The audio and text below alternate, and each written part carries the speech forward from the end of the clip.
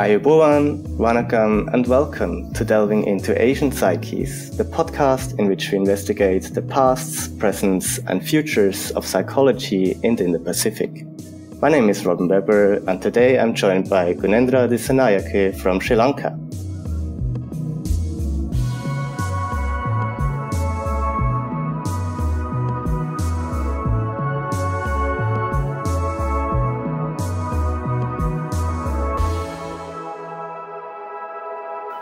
Now, to start things off, I would like to tell you about today's guest. Gunendra is a senior lecturer and former head of department at the University of Peradeniya, and she's been awarded several fellow and scholarships in European countries such as Germany and Spain.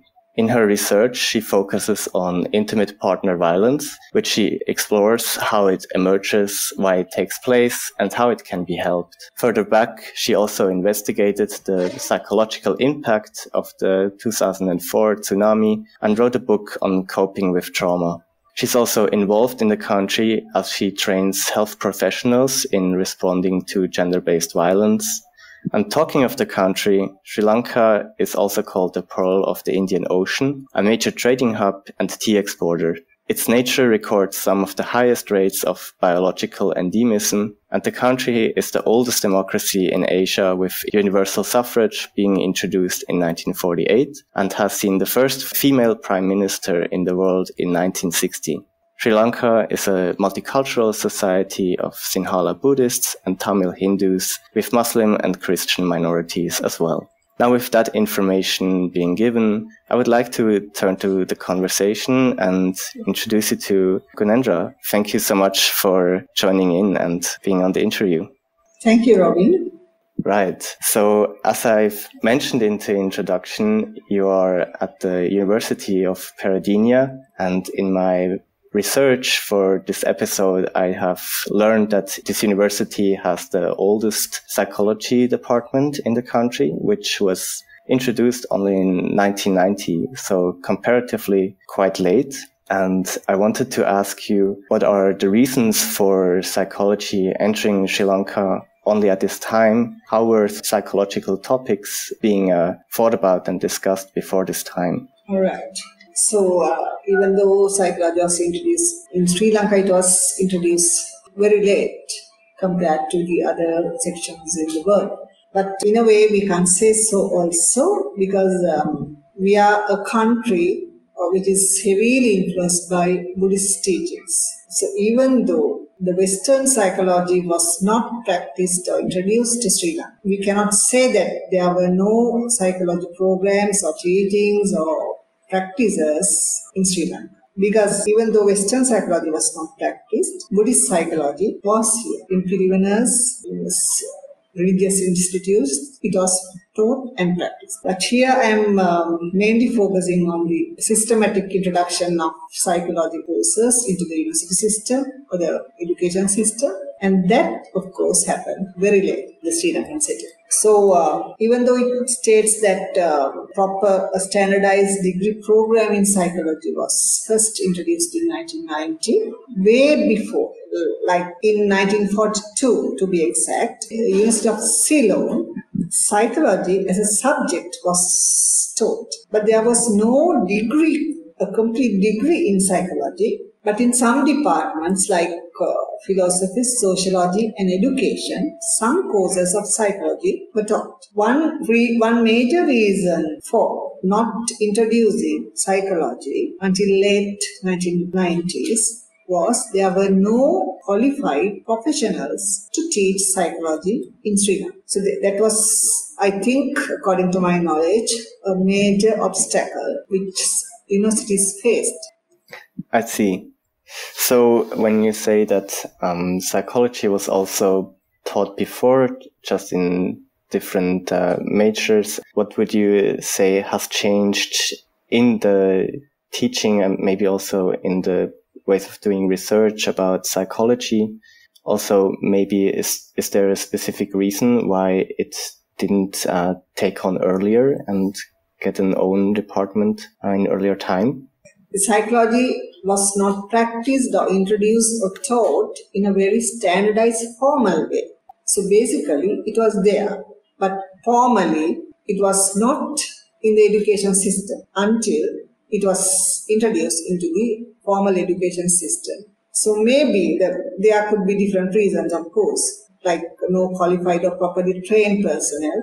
The context of the situation in the country was not very knowledgeable that psychology as a discipline should be introduced in the country. The public perception also, the demand for psychology to be taught, being compared with mathematics or science and so on.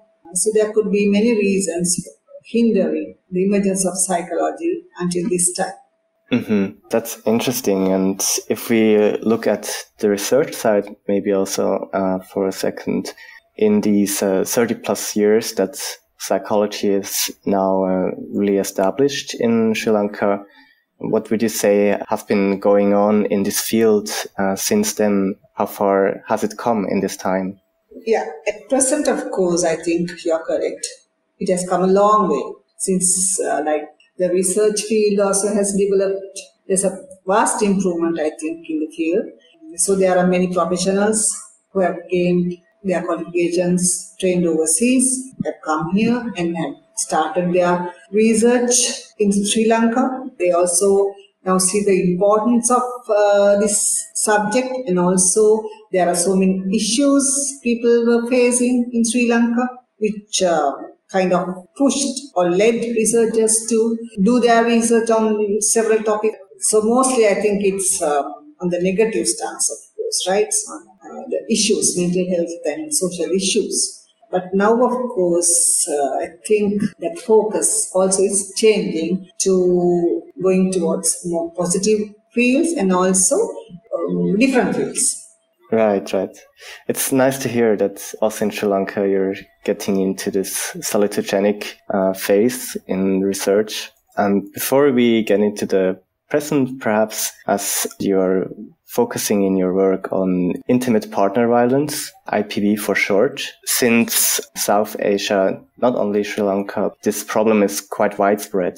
Do you also have some information why this is the case? These numbers are so prevalent in this area? In South Asia, yes, the numbers are very high. But I again think it's a worldwide problem. It's not specifically related to South Asia, but the numbers are, of course, I agree with you that are quite high. So there are many reasons, starting from the patriarchal nature of these societies, male ideologies. So those can be termed or identified as prominent, significant factors leading to these high prevalence rates of intimate partner violence, but many other things, of course. It's not only the attitudes among men, but attitudes of women also contribute to the high prevalence of intimate partner violence in these patriarchal societies. Even aspects, of course, we can find in many other countries like unemployment or low educational attainment. So those are widespread identified factors in leading to IPV. So these are common in Sri Lankan context. And also the legal system, the support system, so when compared to the developed countries, those are very, very different in our South Asian countries. Even though the rates are similar, we say that in Western countries also that the world, 1 in 3 women worldwide undergo intimate partner violence. They are subjected to intimate partner violence, right? Difference, I think, between these two sectors, developed and developing countries. Okay, you are subjected to this phenomena, but then what? So in Western countries, they have so many options, but in South Asian countries, we have very little. So the consequences are immense, I think, when compared to the Western world. Okay, so what I'm really getting, on one hand, of course, you're right that there is no place in this world that has completely overcome this issue. And it affects all of us in a way. But also I hear it's very nuanced, that on one hand, there are cultural issues, but also socioeconomic, even to legal and development issues that play all into each other, which makes it a very hard thing to tackle, I assume. And perhaps to also bring the topic a little closer to our listeners, IPV can be a very broad field that includes also many different forms of violence. And could you maybe also give an overview over what everything is included in this term and how these aspects relate to each other?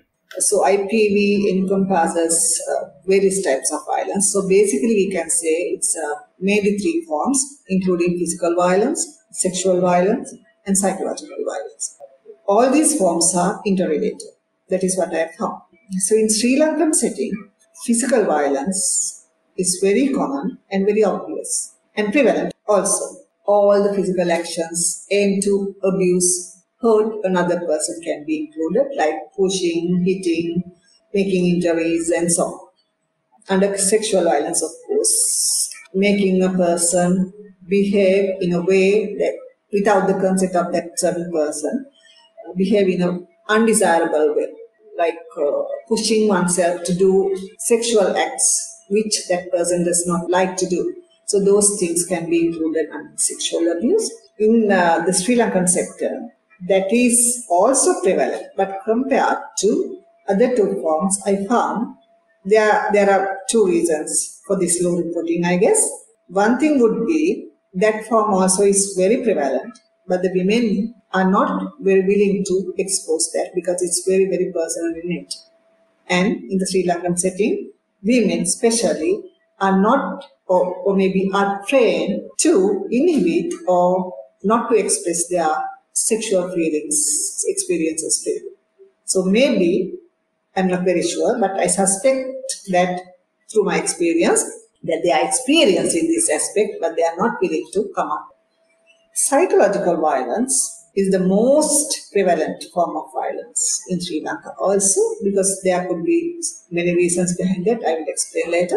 However, it includes not very obvious actions as in physical abuse, but not that obvious, but very damaging actions like humiliating, using bad words, monitoring, suspecting, withholding affection, attention.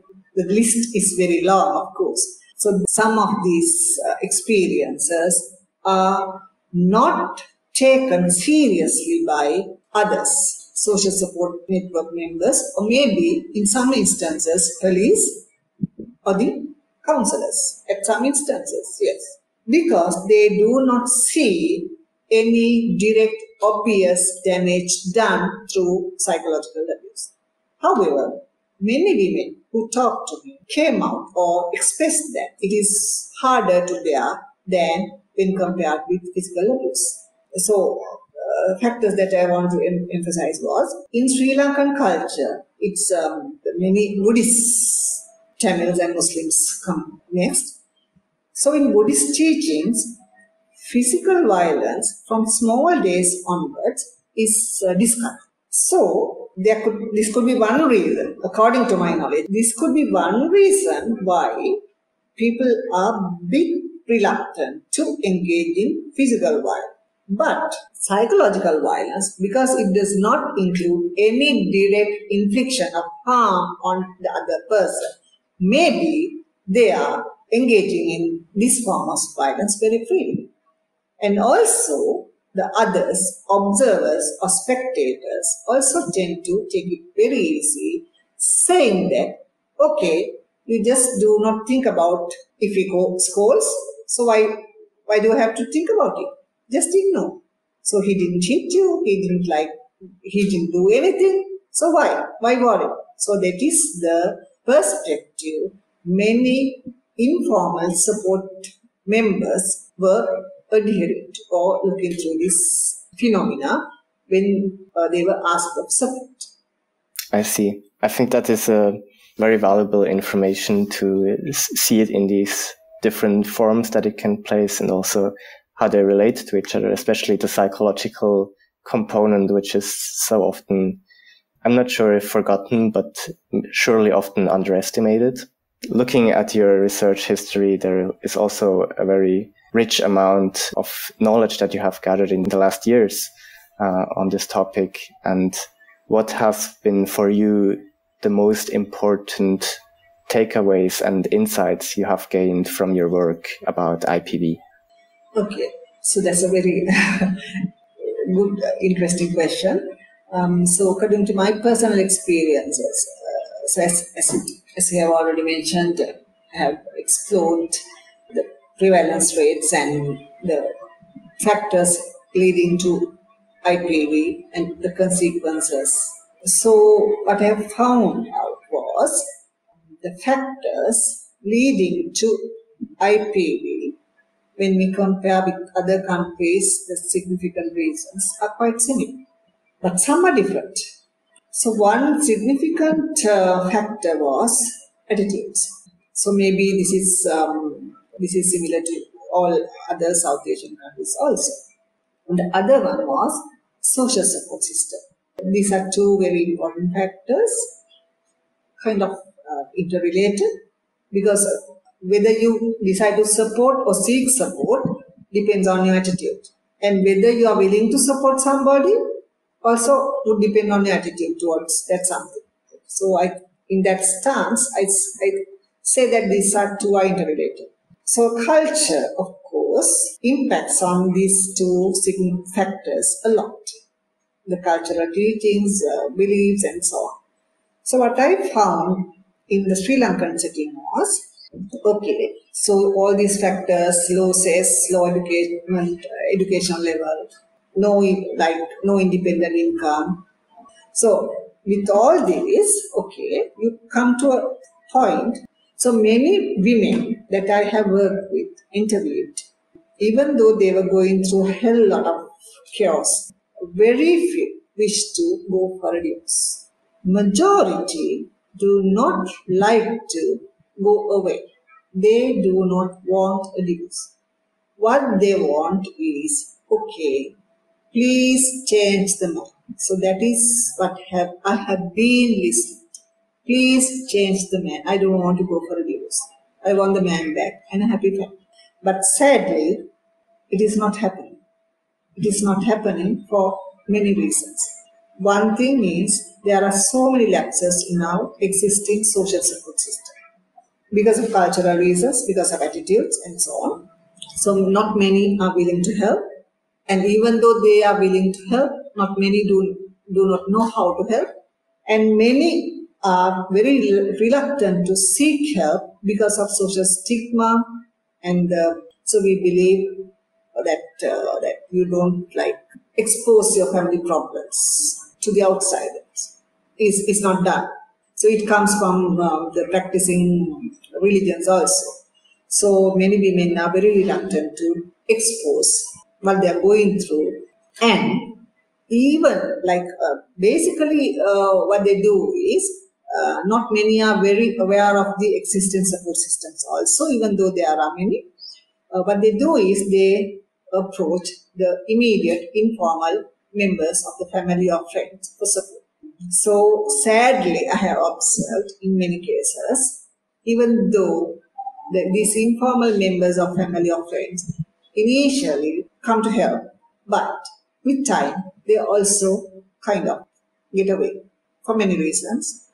One thing is, they are afraid of the abuser or the partner of the woman. Or maybe they also have this cultural understanding that you should not intervene with others' family problems. Seen is, they got disengaged or deviate or get away when the woman earnestly needs support. So in many cases, what I've seen is that with strong support system, many of these cases can be handled. And also, the thing that women need is to have the man back, non-abusive man back. Even though there are many better men, there are many programs designed for abusive men actually in other countries. But in our country, that aspect is in a very rudimentary, basic level. So the legal system says, okay, you can go for a divorce, you can take the custody of children or maybe a protection order and so on. But no, that is not what the woman or women are asking. But that intervention is not successfully handled in the Sri Lankan system because there are no resources, there are no programs, there are government sectors also are not spending money to come out with such a effective program. So that I think is a very important but a lacking component in this whole scenario, which is a must that should be present in dealing with this problem. Yeah, those are very strong points, I think. You've also already touched on it briefly. Would you also like to expand a little bit more on how IPV is perceived in the general public? Is there a conversation about it going on among people, or how do you see it? Yes, now I think yes. So media is nowadays used to educate people about this phenomena, that it's not right, carries various adverse consequences, and that you need to help others, and this is not the way to treat women especially. So this type of awareness programs are, compared to last decade, it's now very common, prevalent. And I think it's making a change in the public perception of IPV as well. But when I get a chance, I usually talk with people, knowing their perspective or the point of view about this phenomenon. When you look at this phenomena through your male ideology, still you see the same picture. So many do not see this as something wrong. So many still do assign or blame the victim. Is the woman, is the way she talks, is the way she behaves, she's the one who makes the man angry, so she should know better to behave and so on. But the situation is not as bad as the last few decades, I think, because people are more aware of that and many people are more willing to help now. And also there are rigid traditional attitudes that once Sri Lankans were holding on to, maybe because of this globalization, technology advancement and so on. So divorce is not, in earlier days, of course, people wouldn't even think of going for a divorce. But now it's not that type of thing anymore. So there are more kind of more women are employed and so on, and they are becoming more educated and independent. So because of so many reasons, I think people are getting less traditional and they are willing to help. So earlier, so many women, even though they wanted to go for a divorce, their family members, especially mother, father, they were holding her back. So saying that it's a shame. So how can we face the society? Because we have been living in such a respectful life and so on. So those were the attitudes prevailing in the last few decades. But now, no longer parents would say, okay, if you get married to that man, you have to stay him with until you die. Whether he's good or bad, it doesn't matter. So that type of attitude is no longer prevailing, I think. People are more broad-minded and they want to help. If that fails, of course, they let the woman to take the decision she likes. So that, I think, is the trend is changing from last few decades. It's a positive change. Yeah. It's nice to hear that there is change in progress. For one more question, I would also like to go into your more practical work, as you're also active in the field, training health professionals in how they deal with gender-based violence. And I would also like to hear from you, what experience have you made in this type of work? And how do you see things changing there? All right. So through my research, actually, what I found out was even though many women did not like to approach counselors because of stigma, shame and so on, they were more willing to go seek help from medical health professionals. Because given the Sri Lankan setting, anybody can go to hospital. Nobody would wonder where you go and so on. Nobody would question. So still this stigma prevails in Sri Lanka, and even though you are very, very well educated, but still then you are a bit reluctant to go and seek help from a counselor, maybe specialized to give you advice and help you out to go through this term. So many have gone to healthcare professionals, but they have not been able to help them or identify that there is a problem, that these women are subjected to intimate partner violence. So now, of course, the situation has changed. The healthcare professionals are trained to identify and provide adequate support to these victims.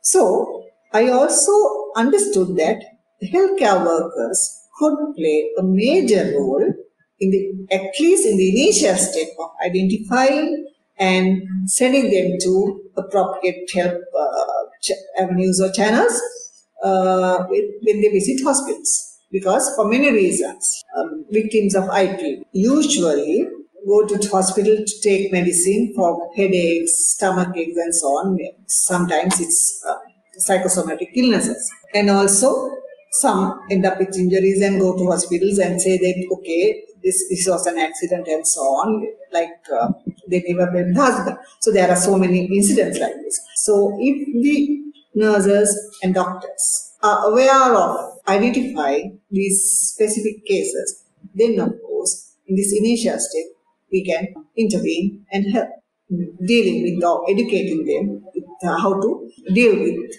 gender-based violence, specifically intimate partner violence. Okay, thank you so much for these insights. I think that's really valuable to hear. Before we come to the end of this episode, I would also have a look on the future outlook of psychology and IPV in Sri Lanka. So since you've been involved in this subject for a time now, when you consider how this work progresses, where do you see this whole problematic of IPV going forward, but also maybe psychology as a whole? When you think about the 30 years plus that have happened already, what could be done in the 30 more years to come?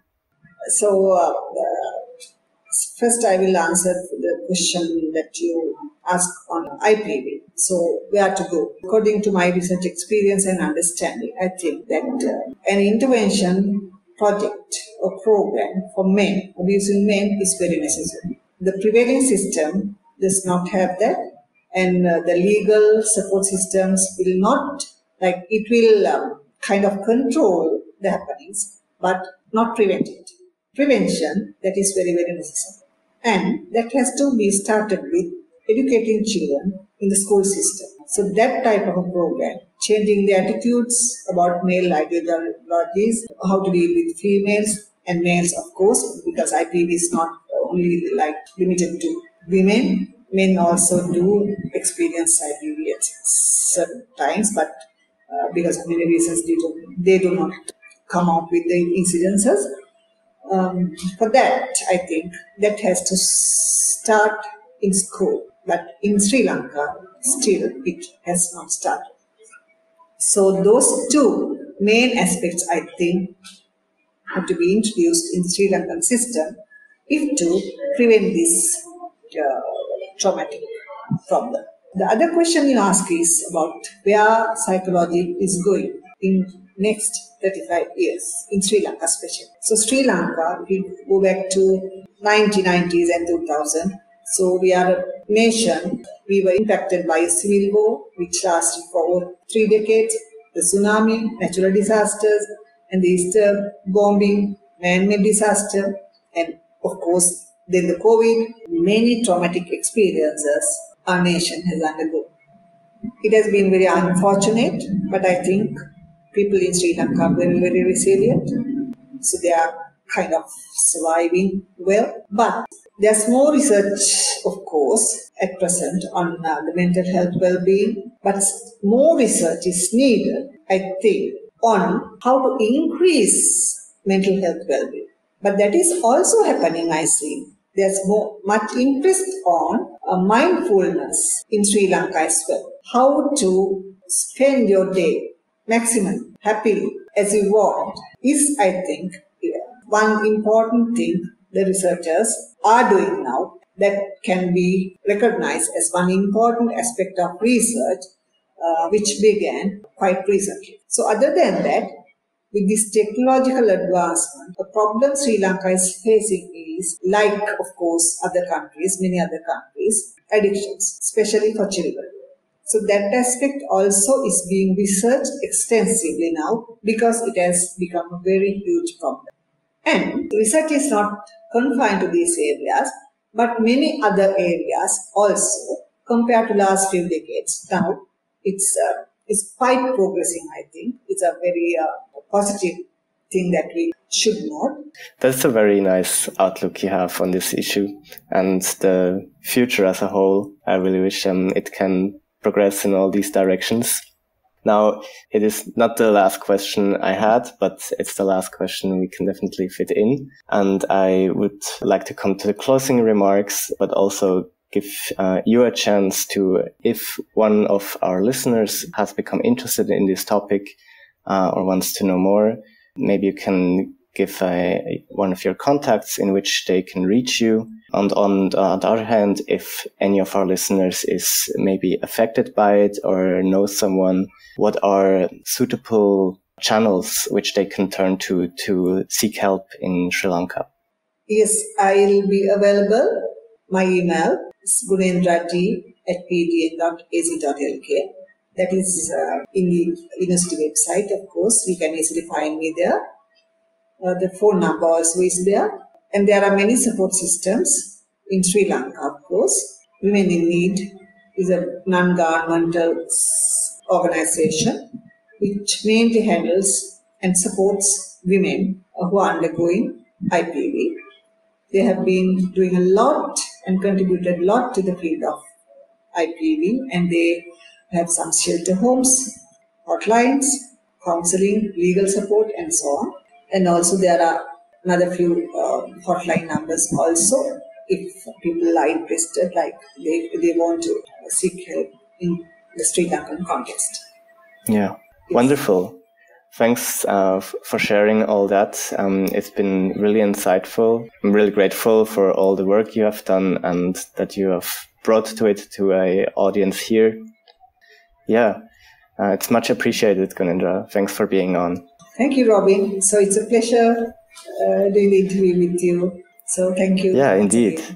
So this has been it for the Sri Lanka episode with Gunendra Dissanayake. We have reached the end for this week, but my podcast will go on in a fortnight when I will have a researcher from Japan on here and talk about their environment, and make sure to follow me for that. I will really appreciate it, and have a wonderful time until then.